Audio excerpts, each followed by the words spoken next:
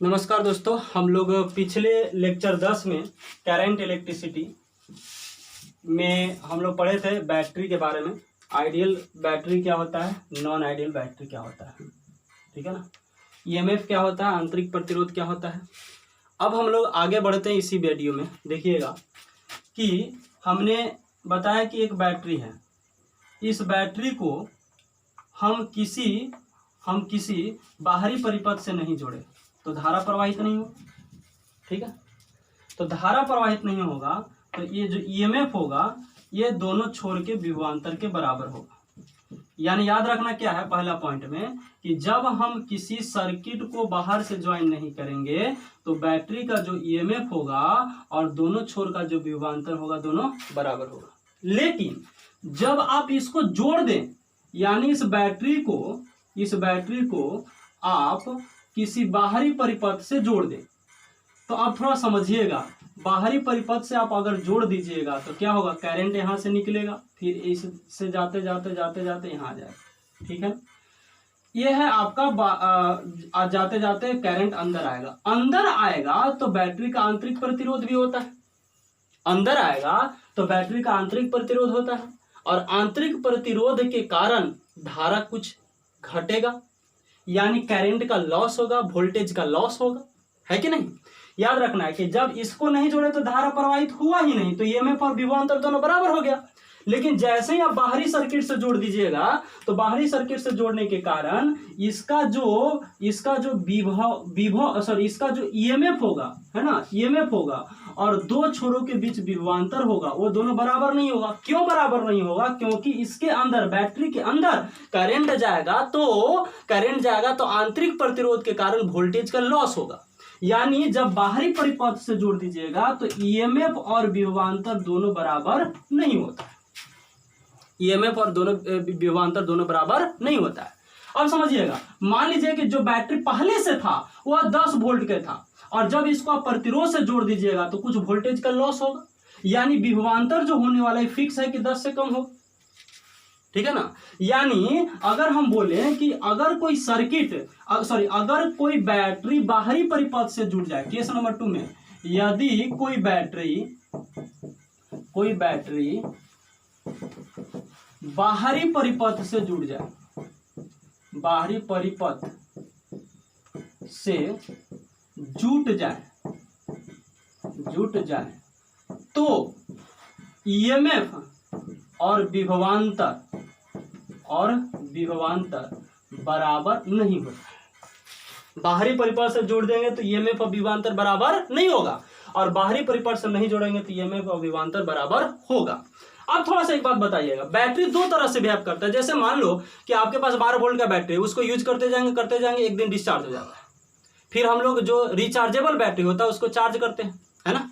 यानी बैटरी दो तरह से वर्क कर सकता है। एक ऐसा वर्क कर सकता है जिससे वो डिस्चार्ज हो और फिर हम बैटरी को चार्जिंग में भी लगाते हैं। अब याद रखिएगा, जब बैटरी डिस्चार्ज होगा, डिस्चार्ज कब होगा? जब वो करंट निकालेगा, क्लियर है ना। यानी जब बैटरी सोर्स के तरह, करंट के सोर्स के तरह बिहेव करेगा, यानी करंट उत्पन्न करने वाला कारक होगा, तब वो डिस्चार्ज होगा। यानी बैटरी दो तरह से बिहेव कर सकता है बाबू। एक सोर्स के तरह, सोर्स का मतलब जो करंट निकाल रहा है, और दूसरा लोड के तरह। लोड का मतलब जैसे बल्ब है तो बल्ब एक लोड है। लोड का मतलब ये करंट यूज करता है, कंज्यूम करता है, करंट का खपत करता है। तो जो करंट को खपत करता है उसको लोड कहते हैं और जो करंट उत्पन्न करता है उसको सोर्स कहते हैं, क्लियर है। तो बैटरी दो तरह से बिहेव कर सकता है, सोर्स के तरह, यानी यह खुद करंट निकाले और जब ये डिस्चार्ज होगा तो इसको चार्ज करते हैं, यानी इसमें फिर करंट को हम लोग डालते हैं। तो इसका अर्थ क्या हो गया कि बैटरी सोर्स के तरह भी बिहेव करेगा और लोड के तरह भी बिहेव करेगा। कब? जब इसको बाहरी परिपथ के साथ जोड़ देंगे तब। अब एक बात थोड़ा ध्यान देना, याद रखिए हम क्या बोले कि जब बैटरी को बाहरी परिपथ से नहीं जोड़ेंगे तो ईएमएफ और विभवांतर बराबर होगा और जब बैटरी को बाहरी परिपथ से जोड़ देंगे तो ईएमएफ और विभवांतर बराबर नहीं होगा। उस केस में दो तरह से बिहेव करेगा, सोर्स के तरह और लोड के तरह। अब सोर्स क्या होता है, लोड क्या होता है, बताना। सोर्स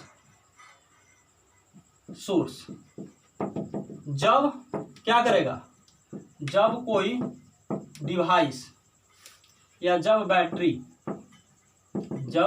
बैटरी करंट उत्पन्न करेगा तो इसे सोर्स कहा जाता है। क्या कहा जाता है बाबू? सोर्स कहा जाता है। करंट उत्पन्न करेगा तो सोर्स कहा जाएगा। तो इस केस में जो जो विभवांतर होगा बाबू, ईएमएफ माइनस IR होता है। कब? जब बैटरी डिस्चार्ज होगा, यानी सोर्स के तरह बिहेव करेगा। जब सोर्स के तरह बिहेव करेगा तो बैटरी धीरे धीरे डिस्चार्ज होगा। यानी जब बैटरी डिस्चार्ज होगा तो उस समय विभवांतर और ईएमएफ का रिलेशन ये होता है। उसको आप उतार लिए होंगे। अब हम आगे आते हैं लोड के तरह। लोड का मतलब बैटरी खुद चार्ज होने लगेगा, यानी लोड का मतलब चार्जिंग, यानी जब बैटरी चार्ज हो रहा हो, जब बैटरी चार्ज होता है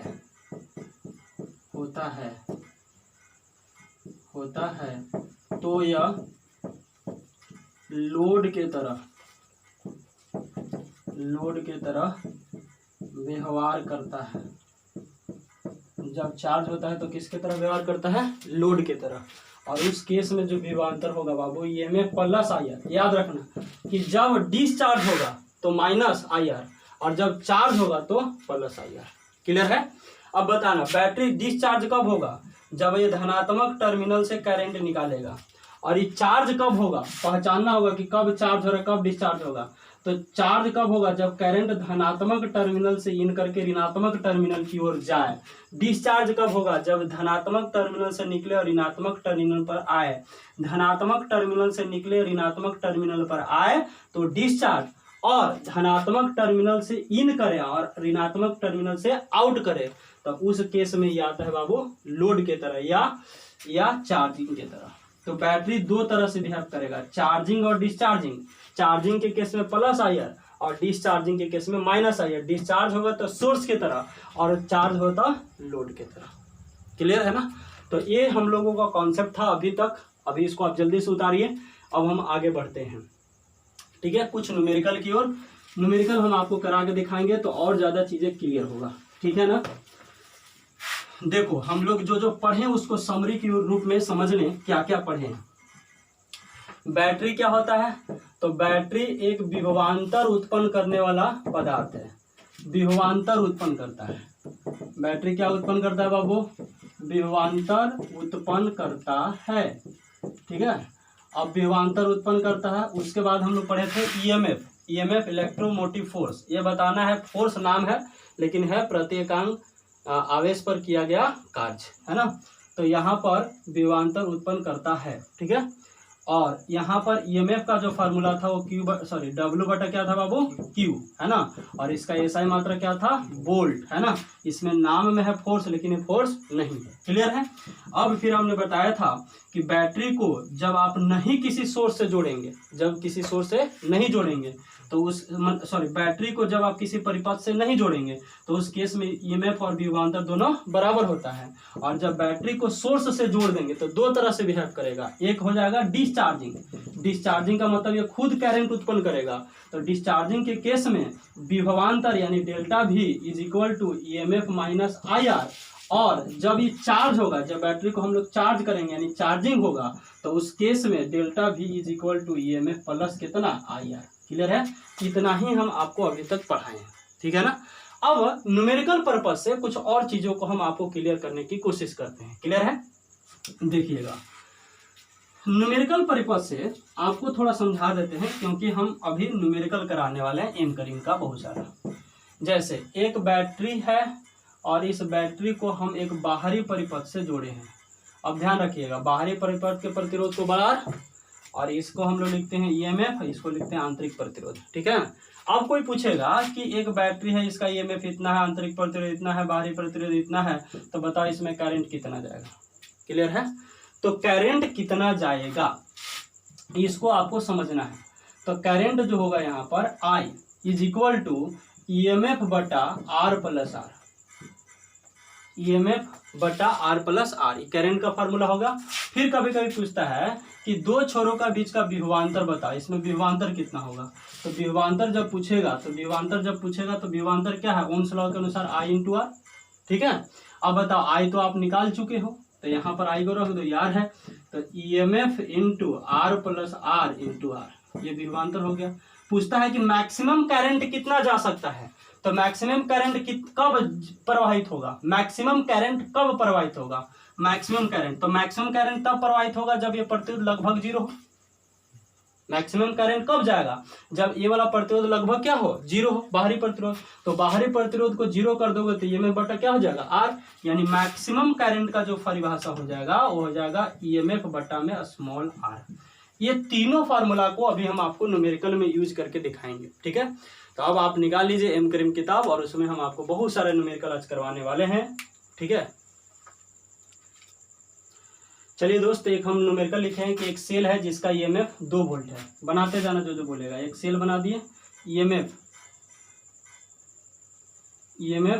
2 वोल्ट है। ठीक है, इसका आंतरिक प्रतिरोध यानी स्मॉल आर कितना ओम लिखा है देख लीजिएगा, 1 ओम है। ठीक है, फिर बोला कि जिसे 3 ओम के बाहरी प्रतिरोध यानी बड़ा आर, बाहरी प्रतिरोध माने बड़ा आर से जोड़ दिया गया है। ठीक है, फिर कहता है निम्नलिखित को ज्ञात करो। पहले धारा, अभी हम बताएं कि धारा कैसे निकालेंगे। ठीक है ना, धारा का फॉर्मूला लिखे थे, अभी देख लीजिएगा, ईएमएफ बटा स्मॉल आर प्लस बड़ा आर लिखे थे। अब बताओ ईएमएफ कितना है बाबू, 2 वोल्ट, तो 2 लिख दिए। स्मॉल आर 1 है और बड़ा आर कितना है 3, तो 1 + 3 दैट इज 4, और 2/4 को कितना लिखेंगे 1/2 एम्पियर। यानी इस चालक तार में धारा कितना प्रवाहित हो रहा है बाबू, 1/2 एम्पियर। क्लियर है, समझ गए, बड़ा सिंपल है, हमने बता दिया फार्मूला। I = ईएमएफ बटा आर प्लस आर, ईएमएफ का वैल्यू दिया है, स्मॉल आर बड़ा आर दिया है, कैलकुलेट हो गया। ठीक है, फिर क्या कहता है, फिर बोलता है कि सेल के क्रॉस विभवांतर यानी ई वाला, अभी बताया तो दूसरा फार्मूला, विभवांतर = I इंटू आर, और I का वैल्यू क्या है E आर प्लस आर, यानी इसका फार्मूला हम डायरेक्ट लिखेंगे तो E बड़ा आर बटा आर प्लस आर, ये वाला भी लिखे थे देख लीजिएगा। ठीक है, तो आप बताओ सब चीज तो दिया हुआ है। E का मान कितना है, E का मान है 2, बड़ा आर का मान है 3 + 1, क्लियर, 4, ये 2 बार में कट जाएगा, यानी विभवांतर होगा 3/2 वोल्ट। अब ध्यान से देखिएगा, यहाँ पे हमने बोला था कि इसका ईएमएफ कितना वोल्ट है 2 वोल्ट, और इसका विभवांतर कितना गया 3/2 यानी 1.5 वोल्ट, है ना। तो जब बाहरी परिपथ से जोड़ देंगे तो ईएमएफ और विभवांतर दोनों बराबर नहीं होता, क्योंकि ये 2 वोल्ट है तो ये 1.5 वोल्ट। यहाँ पर बताइए बढ़ा कि घटा, तो घट गया, तो बताओ चार्ज हो रहा होगा कि डिस्चार्ज, तो डिस्चार्ज, यानी ये डिस्चार्ज हो रहा है। डिस्चार्ज का मतलब ये बैटरी खुद धारा निकाल रहा है। अरे क्लियर हो गया। फिर क्या बोलता है वो, लॉस्ट वोल्टेज। तो वोल्टेज का लॉस कहाँ से होता है, एक बात बताना। हम देखिएगा एक फार्मूला लिखे थे कि जब डिस्चार्ज होगा दोस्त, तो डिस्चार्ज होगा तो delta V = EMF minus IR है। अब बताओ ईएमएफ इसका कितना वोल्ट 2 और विभवांतर 1.5, तो लॉस कहाँ कौन किया होगा, मतलब देखो ये पहले से तो 2 और बन गया 1.5, तो 2 से 1.5 होने में ये वाला ना घटा होगा, यानी लॉस्ट वोल्टेज कौन है, तो आईआर है। अरे क्लियर, कैसा समझ ले, हमने क्या बताया कि ईएमएफ है 2 वोल्ट और मतलब बाद में विभवांतर है 1.5 वोल्ट, यानी आधा वोल्ट का लॉस हुआ होगा। तो लॉस कौन करता है, तो आईआर वाला करता है। यानी जब कभी भी आपको लॉस्ट वोल्टेज निकालने के लिए बोलेगा कि कितना वोल्टेज का लॉस्ट हुआ, तो हो जाएगा I इंटू कितना आर। अब I का मान देखो करंट में निकालें 1/2, और ये कितना है बाबू बताओ, स्मॉल आर कितना 1/2। और अपने से सोच भी सकते हो कि ईएमएफ पहले से था कितना वोल्ट 2 वोल्ट, ईएमएफ पहले से था कितना वोल्ट 2 वोल्ट, विभवांतर कितना बोला है 1.5 वोल्ट, तो कितना लॉस हुआ होगा आधा वोल्ट आ भी रहा है। और क्लियर है। फिर अगला क्या बोलता है, मैक्सिमम करंट। देखो मैक्सिमम करंट का भी कंडीशन हमने बताया था कि करंट क्या होता है, करंट तो ईएमएफ बड़ा आर, सॉरी करंट ईएमएफ बटा आर प्लस आर, यानी करंट होता है। अब बताओ किसी चालक में मैक्सिमम करंट कब जाएगा, किसी चालक में मैक्सिमम करंट कब जाएगा, जब प्रतिरोध कम से कम हो। अरे ये बड़ा प्रतिरोध जितना कम होगा धारा उतना ज्यादा जाएगा। अब बताओ जितना कम होगा तो ज्यादा से ज्यादा कितना कम हो सकता है, तो 0 हो सकता है। यानी मैक्सिमम करंट कब जाएगा, जब बड़ा आर क्या हो, जीरो हो। तो जब बड़ा आर जीरो है यानी ये टर्म नहीं होगा, तो मैक्सिमम करंट का फॉर्मूला हो जाएगा ईएमएफ बटा स्मॉल आर।